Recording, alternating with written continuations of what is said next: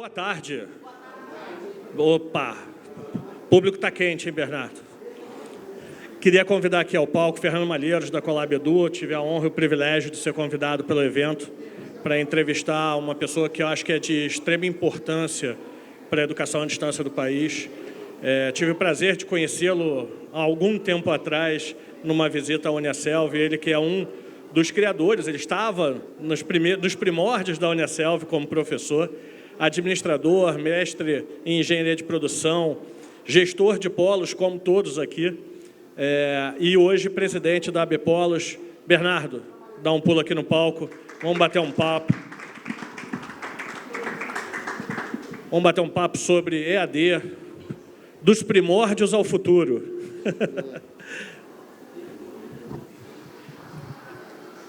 Bernardo, é uma honra, um privilégio. Obrigado pelo prazer do convite.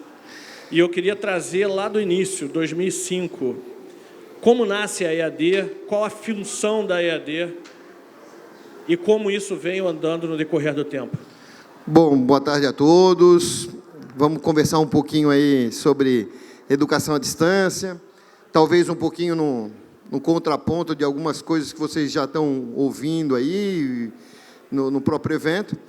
Mas é isso aí, né? A gente começou em 2005, as primeiras portarias de autorização começaram lá em 2004 e, efetivamente, as primeiras instituições na época, Unip, Uniaselv, Unopar, elas começaram com suas portarias de autorização ali já no ano de 2005. E ela nasce para ocupar um espaço que a educação presencial não conseguia ocupar e de um projeto de interiorização, de democratização da educação. Eu acho que é importante a gente falar, porque, embora a gente tenha hoje um viés e uma discussão, o polo é comércio, o polo é educação, qual a função do polo, eu acho que a função da EAD é muito importante. E, recentemente, batíamos um papo sobre os pilares da EAD, onde eles se sustentam. Então, acho que é importante resgatar para os gestores de polo um pouco dessa essência, né? A primeira coisa que eu gosto sempre de falar para gestor de polo é o seguinte, essa coisa não saiu, não brotou do nada, né? Então é importante que a gente entenda um pouquinho sempre da história do EAD e como é que a gente chegou aqui, como é que a gente chegou nesse momento. O protocolo do MEC ficou fechado quando o Fernando Henrique Cardoso vence as eleições, ele fecha o protocolo do MEC. E ele reabre o protocolo do MEC em 97. E ali ele definiu regras para que fossem criadas instituições de ensino superior privadas, porque antigamente era só através de concessão. Então, aí as clássicas que a gente tem era a Universidade de Gama Filho, Universidade de Estácio de Sá, ok?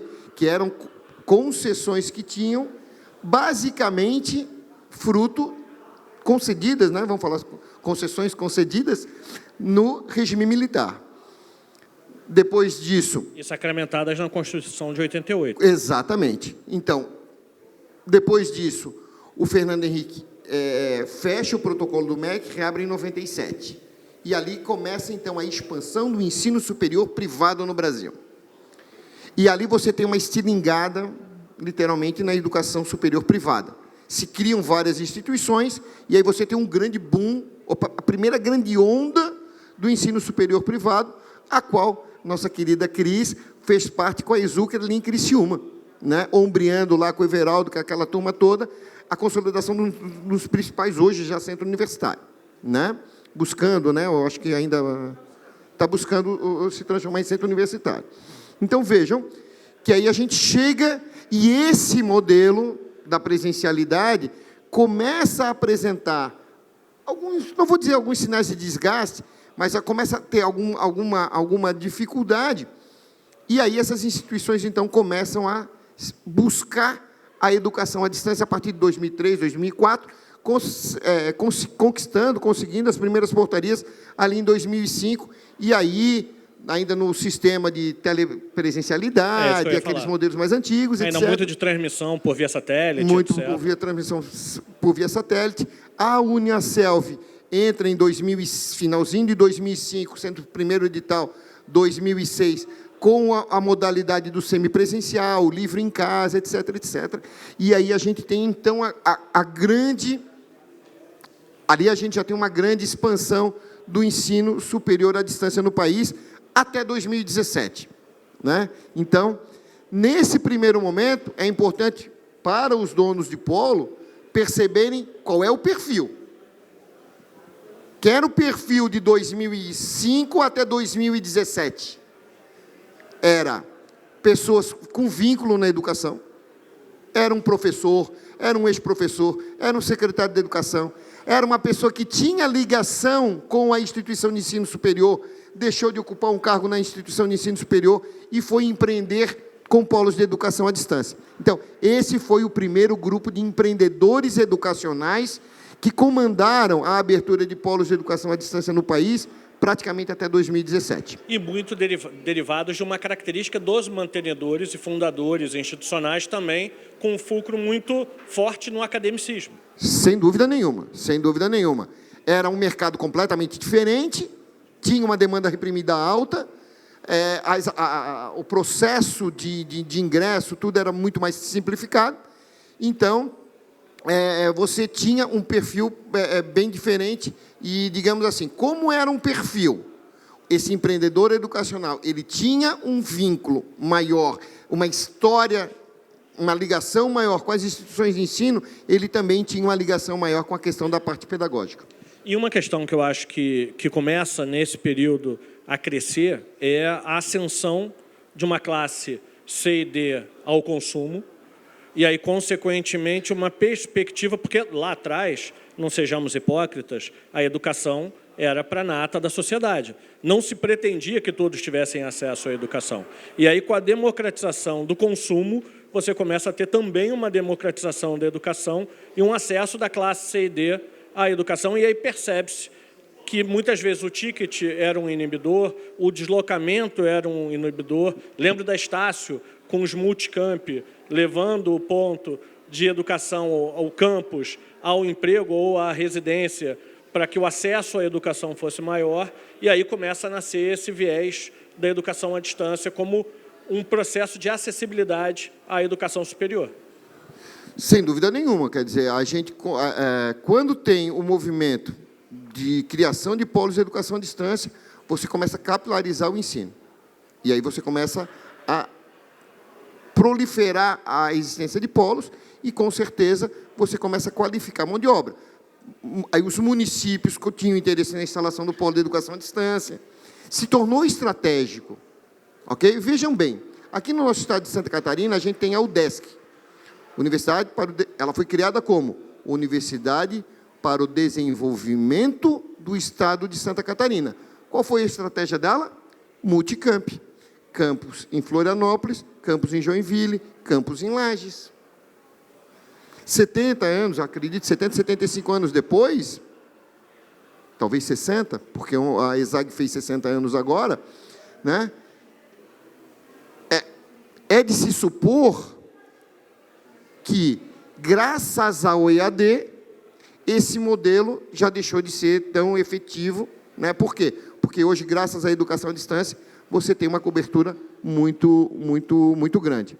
Para a gente pontuar em números, todos os números que eu falarem aqui, vocês podem ter certeza que são verdadeiros. Não tem nenhum número chutado. Quando eu for chutar um número, eu vou dizer assim, ó, esse número eu estou chutando. Porque tem alguns números aqui que eu... Até porque tem uns números que a Caixa Preta não nos deixa chegar, né? Também. Então, vejam, hoje, segundo o último censo, nós temos mais de 3.300 municípios com polos de educação à distância. O Brasil tem pouco mais de 5.000 municípios. Então, estamos entendendo que a nossa cobertura de polos de educação à distância no Brasil, hoje, supera 60%. E veja que isso nasce lá atrás. Eu me lembro que eu era gestor de campus, e eu trabalhava os municípios do entorno com o que era, naquela época, um PDV, que hoje se resgata a figura do PDV, porque era isso, ou seja, eu fechava com os prefeitos o transporte para os alunos, já que não existia um campus naquele município, e a minha unidade era um hub que atendia esses municípios satélites. E aí, quando as instituições começam a perceber que existe um potencial de alunos nesses municípios e que nem sempre o deslocamento se faz presente, começa a ter, com a viabilidade da EAD, a possibilidade de você levar a universidade àqueles locais. E aí é a questão de análise daquilo que começou a acontecer no mercado. Até 2017, o trabalho, o esforço e o regulatório para a abertura de um polo de educação à distância era praticamente idêntico à abertura de uma instituição de ensino superior. Basicamente igual, né? Eu tive polos, naquela época, com comissão de verificação em loco. Okay? Isso era comum. De 2017 para frente, muda a portaria, e aí a gente tem, então, a gente sai. Agora vem os números. Mais um número assustador, vamos lá. Mais um número. 2017, 12 mil polos de educação à distância. 2024, 55 mil polos de educação à distância cadastrados no MEC. Ok? Existem polos, endereços, que efetivamente não trabalham, não operam, etc, etc. Ok? Entendeu? Mas, hoje, 55 mil cadastros, endereços cadastrados como polos de educação à distância no MEC. E aí o que acaba acontecendo é, digamos assim, uma separação natural entre o gestor que efetivamente profissionaliza a sua atividade, capacita a sua equipe, trabalha o desenvolvimento do posicionamento da sua marca naquela região, e aqueles gestores que estão ali esperando que o aluno chegue organicamente. 2 pontos aí. Primeiro deles, eu não tenho dúvida nenhuma que a principal competência de um polo é comercial. Não tenho dúvida nenhuma sobre isso. Agora, a essência de um polo é pedagógica. Então, o dono de polo tem que perceber isso. Ele está entrando num negócio em que a competência principal exigida dele é uma, mas que a essência do seu negócio é outra. Isto estando claro, ele tem que perceber um segundo movimento. De 2017 em diante, as sereias cantaram, os encantadores de serpente apareceram, e todo mundo começou a dizer que polo de educação à distância é o melhor negócio da China. Eu já fui na China 3 vezes, não tem negócio na China nem na China. Ok? Então, a primeira dica que eu sempre dou para às vezes pessoas perguntam, né? Assim, ó, veja no tabuleiro quem você é. Entenda quem você é dentro desse tabuleiro. Qual é a sua relação com a IES? Que poder de negociação você tem com a instituição a qual você está fazendo parceria?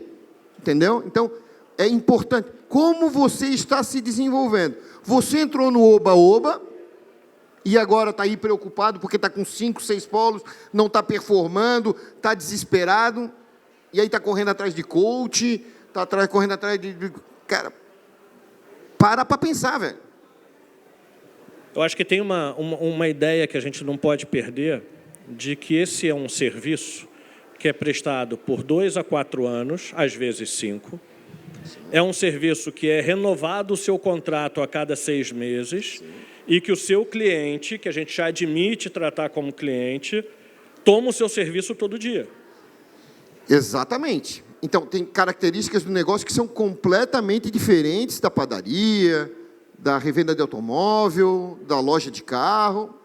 São completamente. Tanto que eu chamo, eu carinhosamente, de empreendedor educacional. Eu não chamo ele de poleiro. Eu chamo o dono de polo de empreendedor educacional. Por quê? Porque ele reúne características de um empreendedor que não são tão parecidas como qualquer outro empreendimento. A primeira coisa que o dono do polo precisa saber e precisa ter muito claro é que ele trabalha num mercado regulado. Ele trabalha numa concessão federal.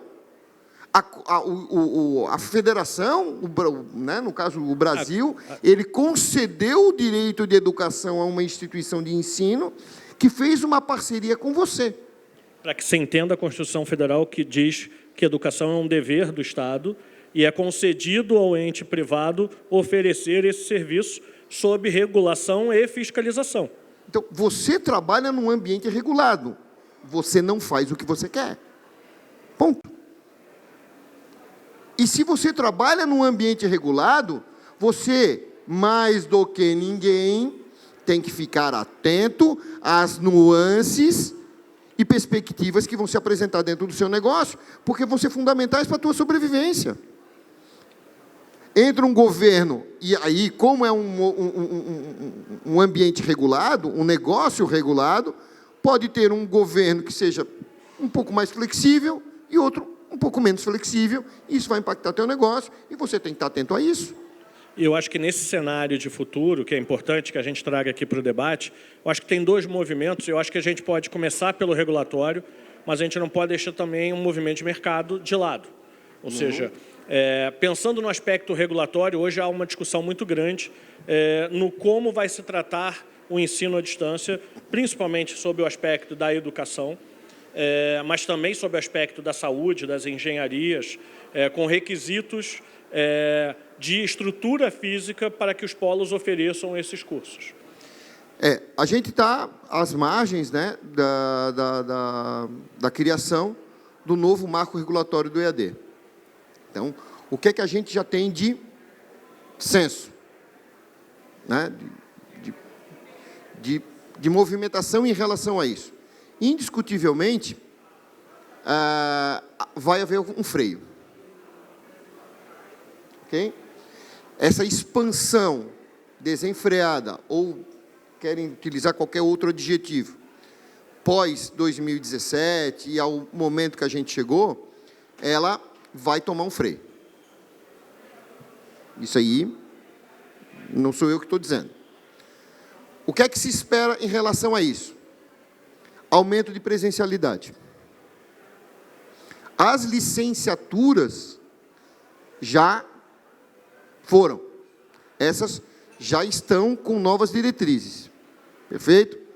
Agora, indiscutivelmente, isso deve refletir em todos os outros bacharelados e licenciaturas.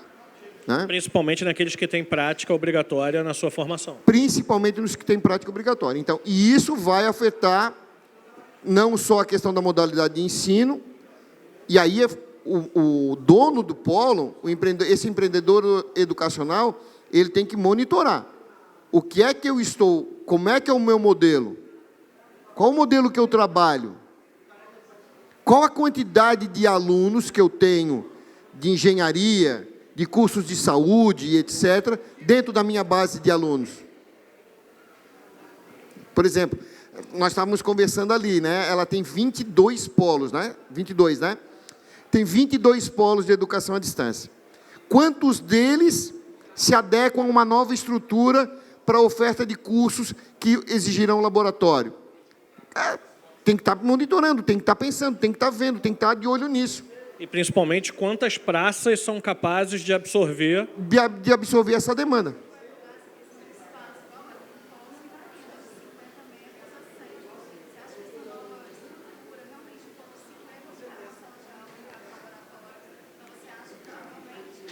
Eu acho que 50, 100 metros quadrados, quem tem polo, talvez não vá se preocupar com a oferta dos cursos base.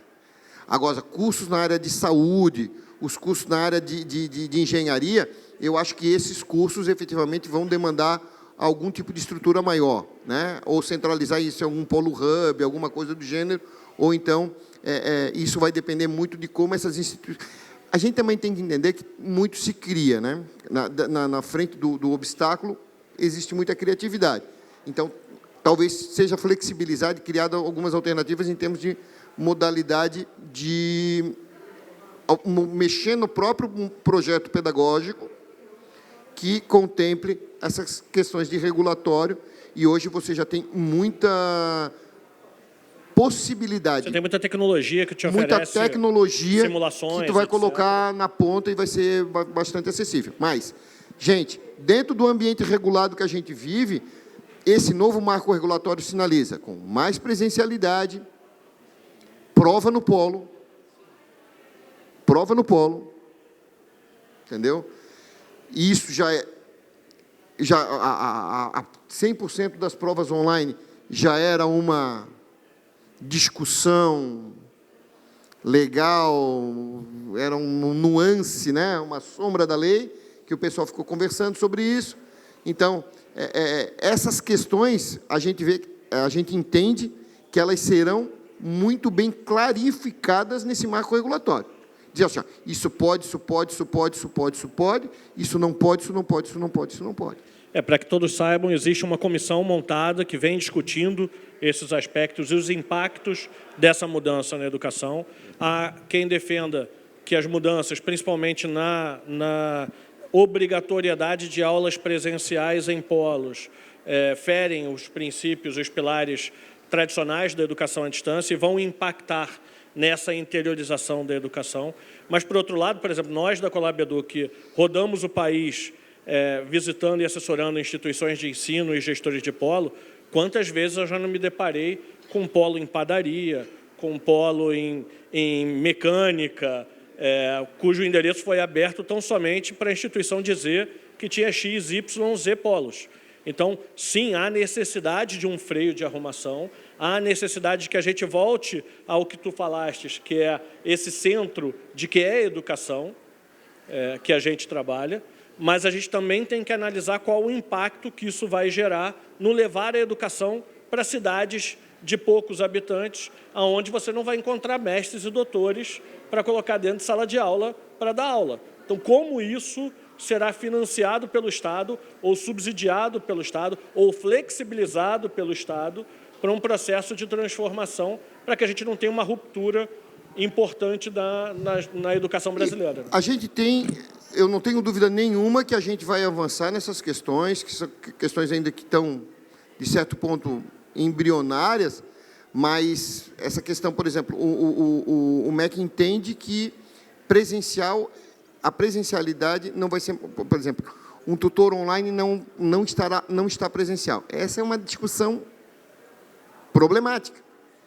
Para quem entende, para quem conhece tecnologia, para quem conhece de ferramenta, quer dizer, um encontro online não ser considerado presencial é um choque cultural em termos de evolução de ensino. Discutir a sincronicidade e a assincronicidade é uma questão premente nesse tema. Exato. Porque no momento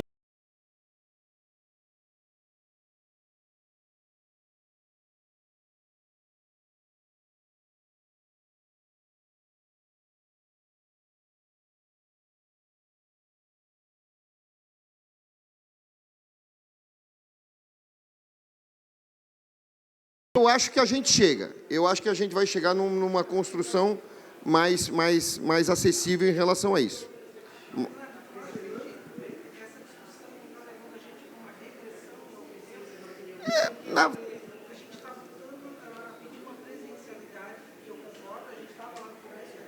Uhum.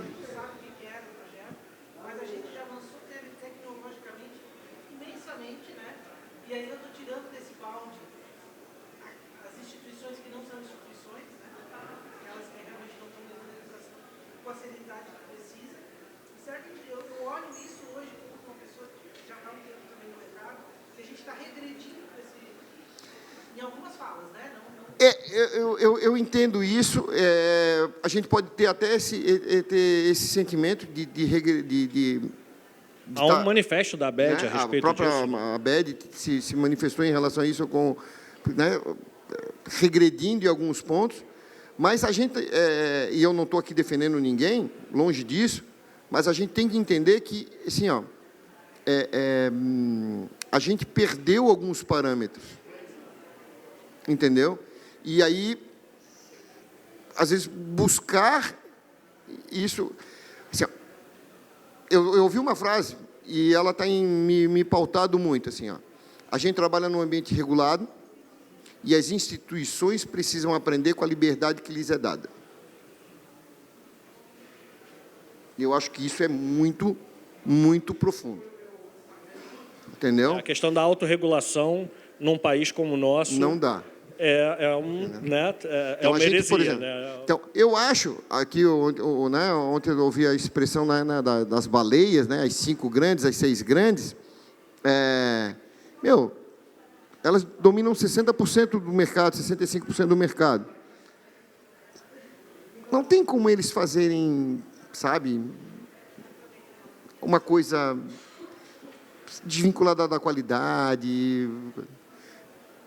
O grande problema é que, às vezes, você pega uma instituição menor, pequena, entendeu? Sem um comprometimento pedagógico, entendeu? Que tem um outro entendimento sobre determinadas questões e que aí flexibiliza, e aí, daqui a pouco, tem uma má formação, uma queimada de filme, né?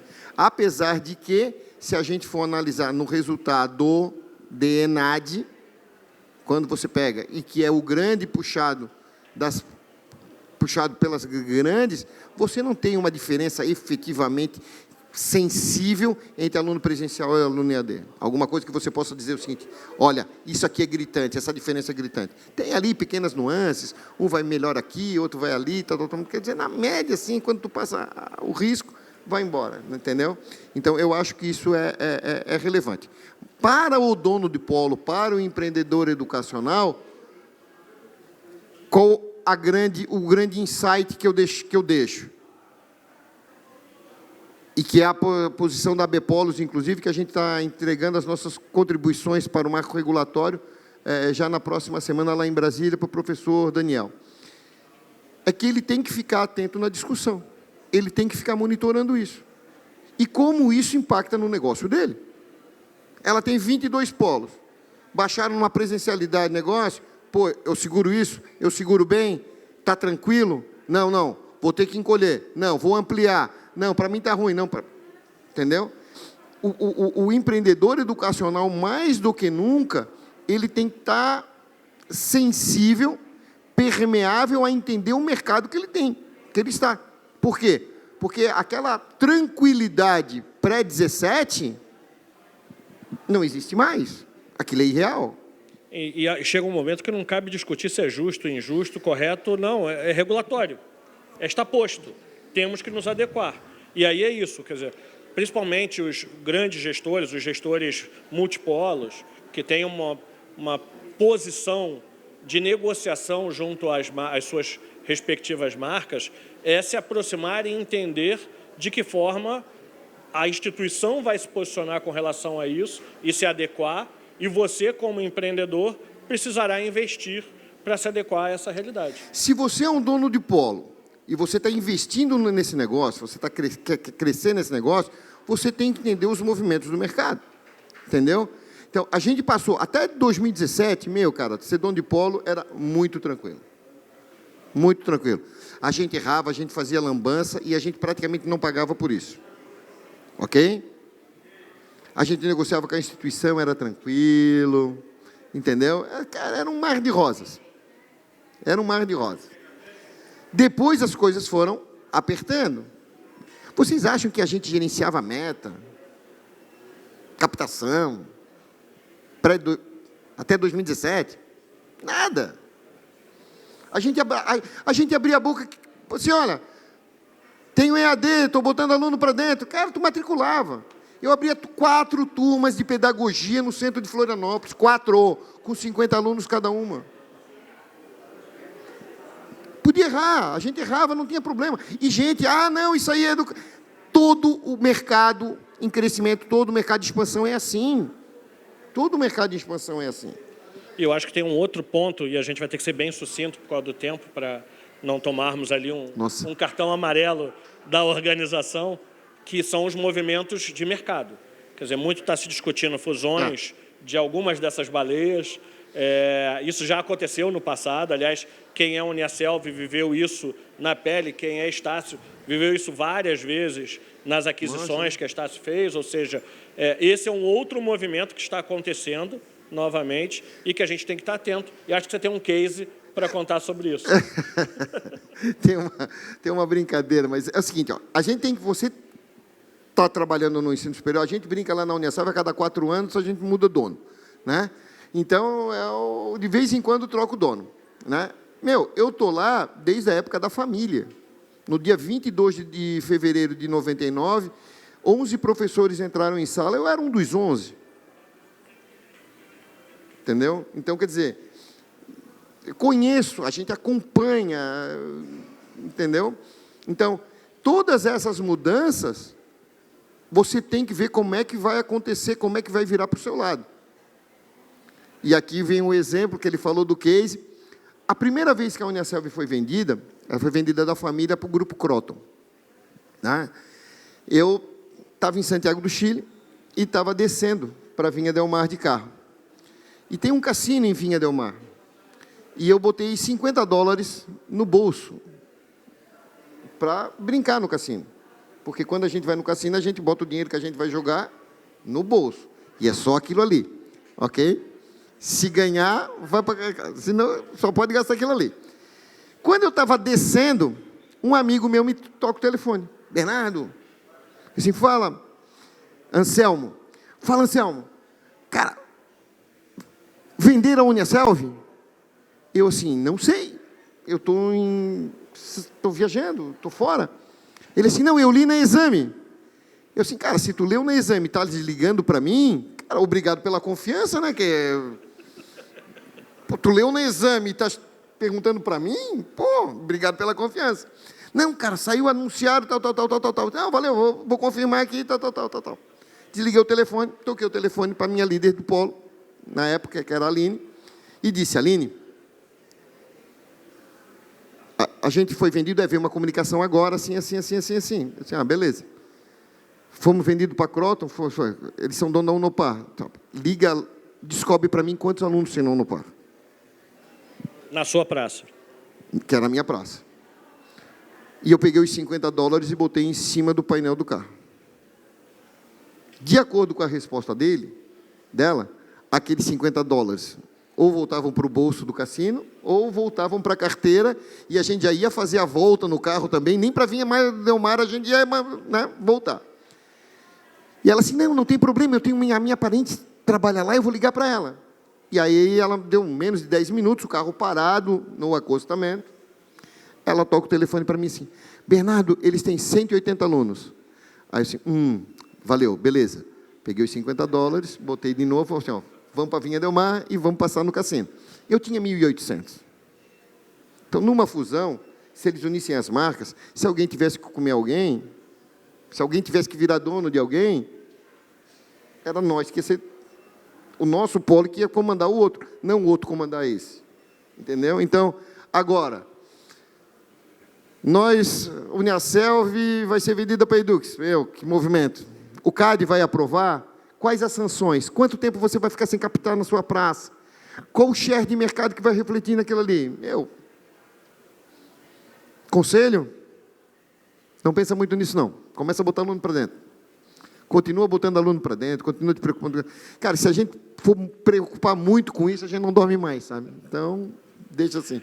Estourado o tempo, 2 minutinhos, mas achava importante trazer esse relato. Meu amigo, muito obrigado pelo papo, muito obrigado pelo convite, por estar aqui com você. Acho que foi instrutivo para todos os gestores de polo que nos assistiram. Acho que vale até um palco principal no próximo evento, mas a gente cava, né? Vai que. Mas muito obrigado e as suas considerações finais. Pessoal, obrigado por tudo, obrigado ao meu pessoal que está participando aí do meu time também, o pessoal aí que acompanha, está acompanhando aí o EAD Summit.